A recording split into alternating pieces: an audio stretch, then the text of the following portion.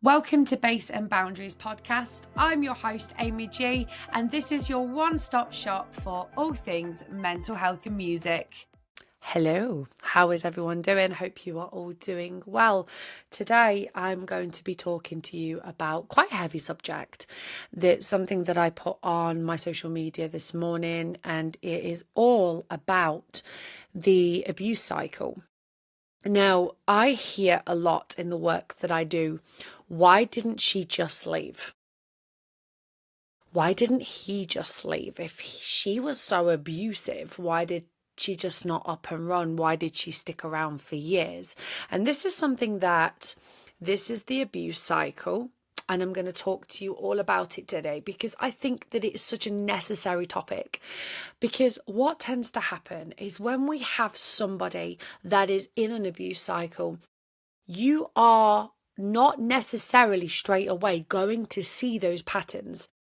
What you're going to do is you're going to go through, I'm going to talk to you from personal experience, not go into the heavy depths and all those things about it, because it's not something that I feel is appropriate to talk about online. I used to be very open about my journeys and my stories, and to a degree I still am. But in this day and age, we have to be careful because, it's easy enough to sue somebody these days, even if it's true. So what I will do is I will go through with you today how a certain situation went with me, kind of go into the depths of it, and then just kind of leave out the nitty gritty. So when I first entered a relationship, there was a period of what's called love bombing. And love bombing is something, if you don't know, it's a complete and utter way of getting you hooked. They tell you all the right things. They lavish you with gifts. They shower you with affection, attention. You think you've hit, the golden one. Now, please don't mistake that for general like for me, I have a love language of gift giving. That's just something that I am. I went to one of my best friends today. I took a big box of donuts round because that's the sort of person I am. That's what I love doing. However, so please don't mistake it for that, because actually love language comes in all formats. There's, gifts of time, your energy to be given to somebody, acts of service, that sort of thing. So they get you hooked regardless. And then when they have you hooked, this individual told me that he wanted to marry me on probably our second date. And I was so in with his kind of suave, his beautiful behavior, if you will, that I didn't see that as being a red flag. It was a massive red flag. I mean, again, you have to use your discernment, because sometimes you can meet somebody. I know someone that went on one date with someone, and in 4 months they were married, and they're still married after like 15 years. So, it depends on the person or the relationship. So when those cycles begin, so we have established what's called a trauma bond. You are completely bonded to that individual. They start to show their true colours. Now, this could happen having a baby. This could happen during the pregnancy. It could happen due to religious factors. It could be cultural factors that, these individuals will tell you what you want to hear. And like I say, they then shift. It's like a complete gear change. And you're like, this is really unexpected. In my case, they got me hooked on them. Then they started actively cheating with someone I knew they were cheating on me with, but they point blank refused to share and acknowledge that, because they were telling me that I was going crazy, right? And even today, I am still being told I'm crazy by people when I kind of out them on their stuff. And we will kind of navigate through that later. So when this cycle of abuse starts, I have known it to start with an incident. I suppose it could start as, the tension building, but typically mine's been quite a shock to the system. So it's typically been an incident. So for instance, I asked my ex if he was cheating on me with someone who he frequently went round her house, and he said that was his best friend's wife or whatever. They were having an affair. But when the abuse occurs, so I'm going to start from like I said, from incident, it says when the abuse occurs, this form of abuse may be physical, emotional, verbal, psychological, financial, and now even digital, because digital abuse is now being recognized as a form of abuse. The tension is released through some form of harm and control. So typically, I said, I think you're cheating. He flew into a total rage. Yeah. So with him doing that, flying into that fit of rage, calling me names, saying I was this, that, and the other, I got to a point where, to keep the peace, I said, I'm sorry, I shouldn't have said that. Even though my gut was screaming, even though I'd gone on his iPad, I'd seen the evidence. And yet I still said sorry as if it was my fault. Okay. So typically what then happens, it goes into the reconciliation cycle. And it says after the abuse, the abuser will apologize, show remorse. And he did. He absolutely did. He was like, I'm so sorry, babe. I should never have snapped at you. I love you. Generosity, that was a big one. Buying me flowers, gifts, showering me with affection. And I just think, it's a one-off, it won't happen again. And you then believe that these things are going to get better until they don't. Then there's the calm, latent period. So nothing happens in this period. The relationship's stable, it's nice, it's great, things are going fantastic. You think that you've hit the jackpot again. It was just a blip. It was just an argument, it will never happen again. And, we think to ourselves that, he couldn't possibly do that again to me, or she. And then it says during this stage, the relationship will be enjoyable, it'll be stable. Both parties may deny or minimize the abuse. Now, this is where sort of Stockholm syndrome comes in, because when you stay with an abuser, you kind of beat yourself up believing that there's nothing wrong with the abuser and it must be you. You, in fact, must be the problem. And so with that, you're then bringing it to a point where you are, again, dumbing yourself down, dulling your sparkle to please that person. Meanwhile, he or she is having a jolly good time because they're saying it didn't happen either. It didn't happen like that. I don't know what you're talking about.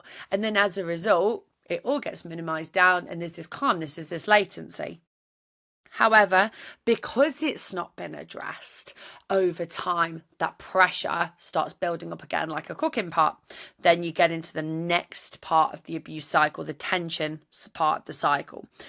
Stress, anxiety, or dissatisfaction is now building up. The abuser will become increasingly irritable, critical, and controlling. The target of the abuse will feel like they're walking on eggshells. Now, what does that mean? What does it mean, walking on eggshells? Well, it's exactly how it sounds. It is you effectively... I put the mic down. It was driving me mad. I personally feel like I'm tiptoeing. I don't want to say something in case he gets angry. I don't want to say something in case he kicks off with me, and you're pleasing them by over-pleasing, actually. And it's getting to a point where they can sense it. Like, let me tell you something. Like, when I have done this in the past, when I'm walking on eggshells, I'm being overly nice because I'm so scared of them kicking off with me. And they go, what's your issue? Like, what? Why are you being weird? Like, why are you being overly nice to me? Just be normal. But you're scared to be normal, so you end up putting a mask on. When I was diagnosed with ADHD, and it's something that I typically don't like being labelled with because I do get treated differently. It's happened in most of my jobs where I've been treated differently. You find it actually remarkable that you then put a mask on. You become so good at it, and I do it all the time. I wish I didn't have to. If you find me on messages basically spieling out my life story to you, I'm comfortable with you and I feel like I have that connection and I trust you. And in my back of my head, I'm like, please don't ruin that, because I don't want you to hurt me like other men have hurt me or other women have hurt me. And so with that being said, we in that sort of tension building, it is eventually that pressure cooker is going to go, because that's why this cycle exists. That's why we have these 4 parts of the cycle: the tension, the incident, the reconciliation, the calm, and it starts again, because that relationship is toxic. And unless the abuser wants to reconcile, not in a narcissistic way where they tell you that they're going to get therapy but spend the whole session blaming you, but they actually recognize their self-awareness. You as a victim, especially if you've been through DV or any form of abuse from a previous partner or current, you are actually very self-aware, because you go away and you start researching these things. You start looking at narcissistic personality disorder. You start looking, are they a psychopath? You know, is it me? Am I the problem? How many of you, please put this in the comments as we're talking now, you know, we're talking to each other here. How many of you have Googled, am I a narcissist? I have. So many times. I have been psychiatrically evaluated 3 times because an ex-partner kept telling me I was a narcissist, I was a psychopath, I was this, I was that. And then we fall into the next category, when a narcissistic person, or in this case, we're just going to say an abuser, we are going to go and look at the incident phase. So you're being pushed and pushed and pushed and pushed by a narcissist, right? I wouldn't say narcissist, I would say the abuser is gonna, because I'm not able to diagnose people, although I know when one is one, you know.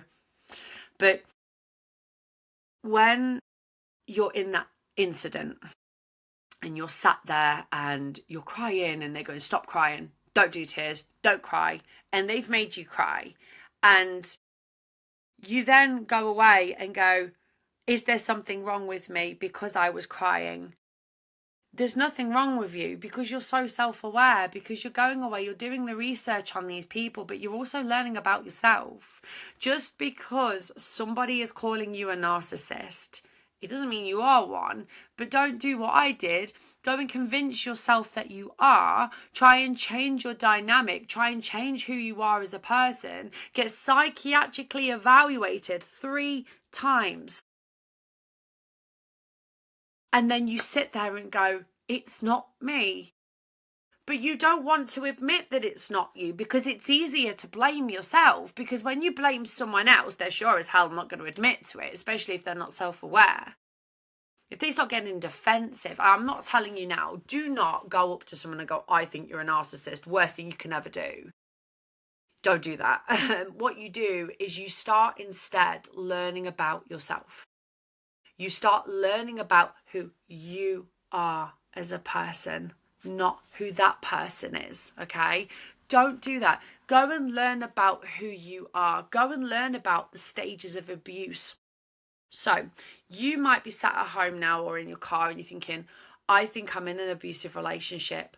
What am I going to do about it? Well, you have options.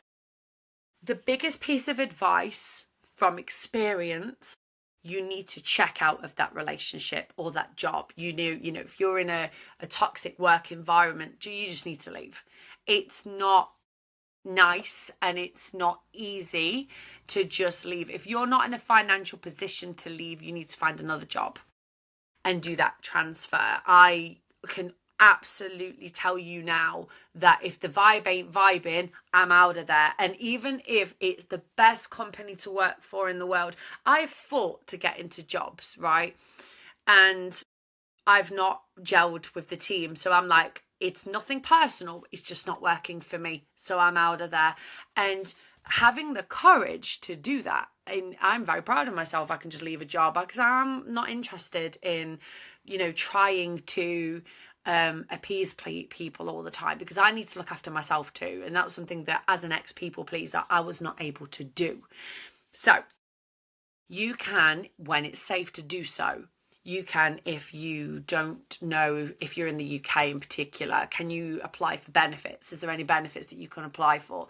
Get an appointment with a job centre or an advisor that knows about that sort of stuff. If you need help with that, I know my way around that kind of stuff, because I've had to apply for things before.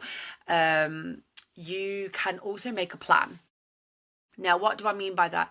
What do you want to do with, do you want to leave? Yes. Okay, you want to leave that relationship. It's not going to be straightforward fix. Also, start talking to people. If you feel safe that it's okay to do so, like a family member, a friend. I'm very fortunate that my best friends know my life inside and out, because I choose to be like that, because I am not being silenced by a man again. Let me tell you again, I will never be silenced by another man. And sometimes my strength can be seen as being defensive, or being one of those things where people say, well, she's just difficult. No, I choose myself, and I choose myself every time now, because I haven't always done that. I've always chose other people over myself, but as a result of that, I'm the one that suffered in the long run. So by allowing myself to choose those boundaries, and being able to choose myself, and not allowing somebody, in this case a man, dictate to me, make me feel inferior, allow me to walk on eggshells, that energy, back to you, hon, because I don't want it. And that's the attitude that you need to start having. This isn't a campaign against men, although 90% of men are the reason that domestic abuse happened, but there is still that 10% of women. I looked at the statistics before I started this. It's not always a hate campaign against men, and I want to reassure men out there, especially those that are good men and they do look after their wives and they do treat women with respect, and high five to you, thank you for being that voice of reason, thank you for being that nice guy.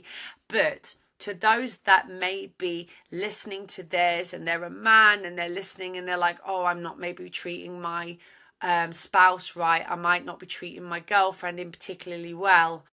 You owe it to yourself to do better. You owe it to yourself to learn about yourself. What's bothering you?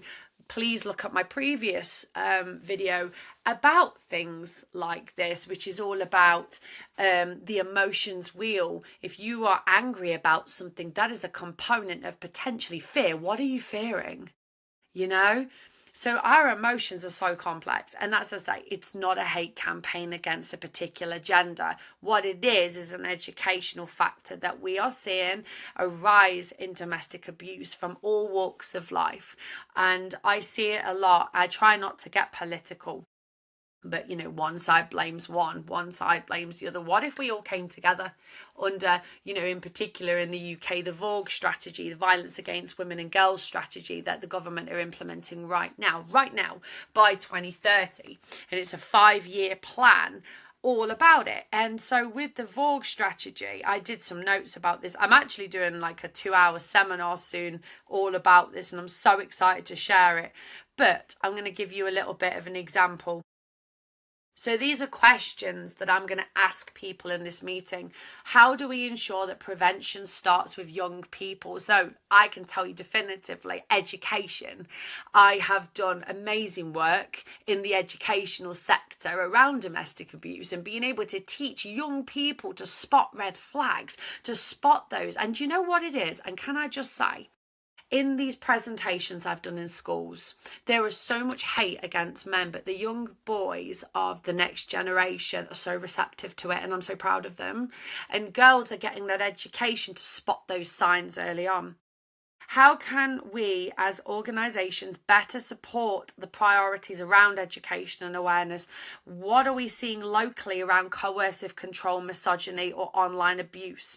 How do we improve trust in reporting young people who don't feel believed?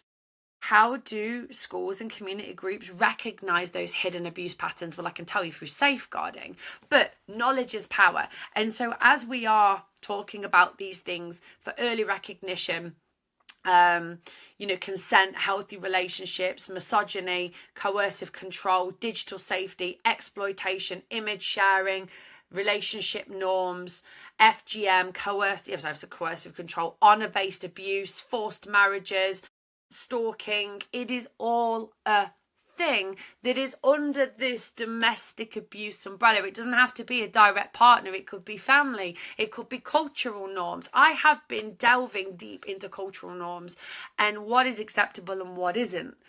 And a lot of people tar people with the same brush. And a lot of people say, well, it must be all men. It must be this religion. It must be this cultural. It must be this. It's not, because not every person is the same. So I could go on this massive tangent, well, I kind of did, but because I'm so passionate about it as an abuse survivor, which will never happen again because I'm not going to tolerate it again. This is the thing, when you have been a victim of abuse for so long, and it drains the life and soul out of you to the point where you sit there and you go, why am I being treated like this? You do something about it. You go and do something about it. And I know that everyone can, but when I tell you that you will eventually do it, I promise you life gets better. I'm very independent. And not many people liked me being hyper independent. I'm very independent. But I'm proud of that. And I'm proud of that because I look after myself and I look after my beautiful children and my lovely dog. My dog counts. But it hasn't always been that way. And I want you to know that it does get better. So whether you are a man, a woman, whatever you identify as, right? And you're going through something and you don't know where to go and you don't know where to look, email me. I can help you. And then you've got, like I said, it doesn't have to be a relationship. It could be your job. Abuse happens a lot, especially in corporate jobs. It happens a lot. And we need to shout about it, because if we don't, it will never change. Okay? Just because a company has a policy and procedure, it doesn't mean they adhere to it. Just because certain, you could be top tier trained in safeguarding or whatever, it doesn't mean that you're going to adhere to those policies. So I hope this has helped at least one person out there. And if it has, let me know. If it's not safe to do so, you can do so anonymously by email. All my information and socials are in the description. I would never personally share a name because, again, that I'm safeguarding you, okay? But I just want you to know that there is life at the end of abuse. And even when you're coming out of it, talking about it really helps. You just have to talk to the right people, okay? Just listen to what your gut's telling you. Anyway, thank you so much for watching. This week I've got, oh my goodness, I record this on a Sunday. I've got a lot of amazing DJs and spiritual healers and so many people that I am interviewing over the next couple of weeks, and I'm so excited. And then there's me doing these little ones for Tuesday, and I just want you to know that there are so many of you that watch this podcast now. I didn't think it'd take off the way that it has, and I just want you to know I'm so grateful for you, all of you. And like I said, if you get triggered by anything that I've said today, support is there for you. However, if you are triggered and you go, oh, that's offensive, or that's that, or that's that, you need to look at why. And before coming for me, ask yourself why. Well, I'm a man and I don't abuse women, and you, yeah, exactly. But I didn't say all men. Do you see what I mean? Before we flip the switch, just take that out of it. What did you learn from today? And what didn't move you so well? Because that's what I do. And I find actually I'm not offended by anything anymore, because the more we do that, it's amazing how life can just look a little bit more different in a positive way. Okay, so until the next one, thank you so much for watching. Thank you for realising with me today that abuse is a problem, but slowly but surely we're tackling it together. All right, take care until the next one. Bye. Thank you so much for listening, guys. You can find my podcast every Tuesday and Thursday, and don't forget to follow me on all social media platforms. See you next time.